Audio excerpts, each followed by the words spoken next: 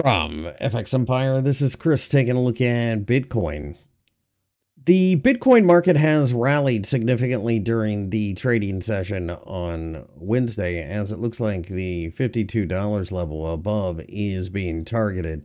This is an area that I think you need to pay close attention to because on the weekly chart, it has been significant resistance.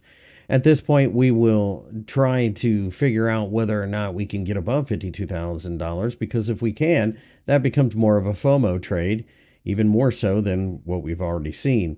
At this point, short-term pullbacks continue to attract a lot of attention, and I do think that it is probably only a matter of time before we get one. The $47,500 level underneath should continue to be support, and a lot of this probably would be inflows into the Bitcoin ETF.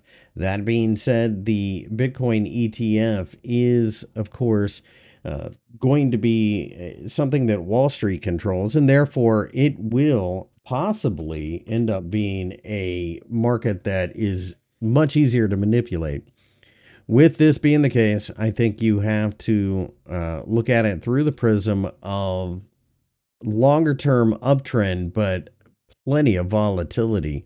So we'll have to see whether or not this really ends up being a boon for the Bitcoin market or if it stabilizes it, because I do think that eventually Bitcoin may end up acting a bit like an index. And if that's going to be the case, then we will see less of this impulsive movement all the time and probably more of a grind.